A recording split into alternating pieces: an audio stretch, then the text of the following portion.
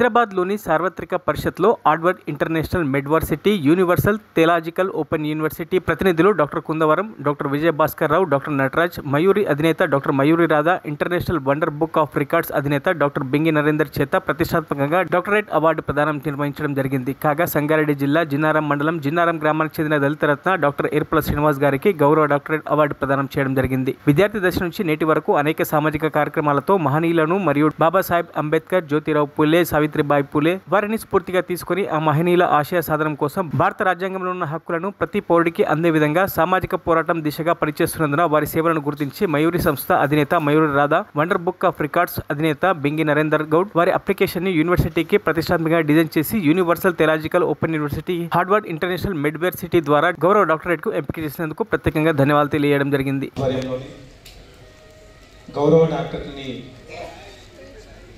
గౌరవ డాక్టరేట్ పురస్కారాన్ని ప్రధాన కార్యక్రమంలో గౌరవనీయులు సముద్రాల వేణుగోపాలాచారి గారు మరియు యూనివర్సిటీ ప్రతినిధులకి మరియు గౌరవనీయులు రాధా మేడం గారికి, బింగి నరేందర్ సార్కి మరి వేదిక తరఫున అభివందనాలు తెలియజేస్తున్నాం.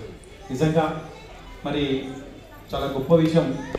ఎందుకంటే అనేక రంగాలలో మరి నైపుణ్యం సాధించి సమాజానికి సేవలు అందిస్తున్న తరుణంలో మరి ఈ యూనివర్సిటీల ద్వారా గౌరవ మయూరి మేడం, బింగి నరేందర్ సార్ ప్రోత్సాహకంగా వాళ్ళు